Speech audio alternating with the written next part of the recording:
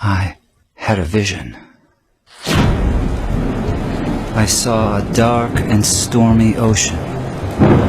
In that ocean, I thought I saw multitudes of poor human beings plunging and floating and shouting and shrieking, cursing and struggling and drowning. And out of this dark, angry ocean, I saw a mighty rock that rose up with its summit towering high above the stormy seas. And all round the base of the rock, I saw a vast platform. And on this platform I saw with delight a number of the poor wretches continually climbing out of the angry ocean. And I saw that some of those who were already safe on the platform were fervently helping the poor creatures still in the angry waters to reach safety. But something puzzled me. Although they had all been rescued at one time or another from the ocean, nearly everyone seemed to have forgotten all about it. Anyway, the memory of its darkness and danger no longer troubled them. And what was equally strange and perplexing to me was that most of these people did not seem to have any care, that is, any agonizing care, about the poor perishing ones who were struggling and drowning right before their eyes. But then I saw something wonderful. I saw a great being from above come straight from his palace, right through the dark clouds. And he leapt right into the raging sea among the drowning people.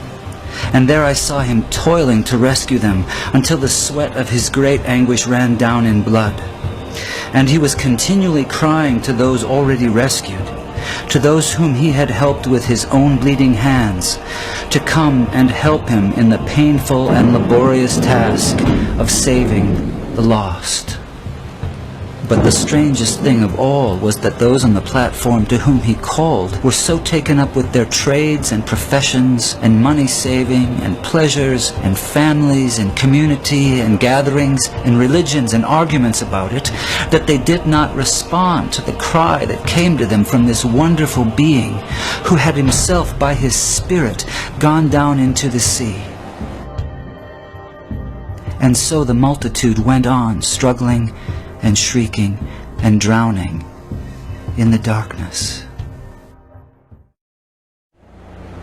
And then I saw something that seemed stranger than anything that had happened before in this very strange vision.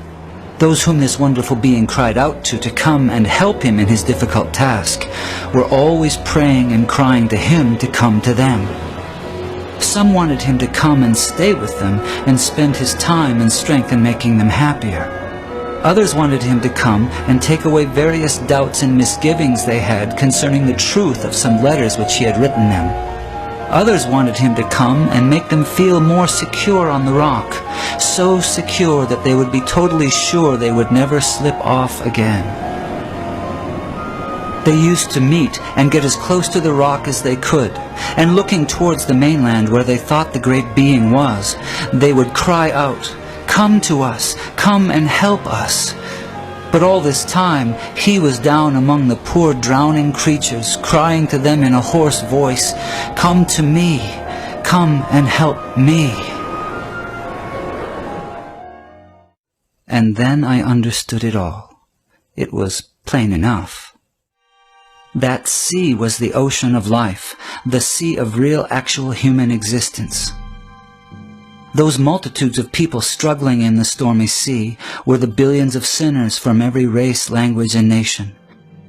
That great sheltering rock was Calvary, the place of the cross, and the people on it were those who had been rescued from sin and hell and who professed to be followers of Jesus Christ.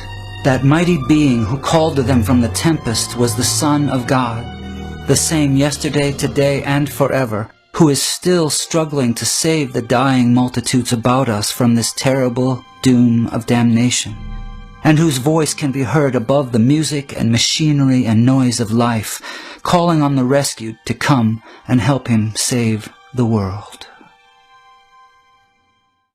My friends in Christ, you are rescued from the waters.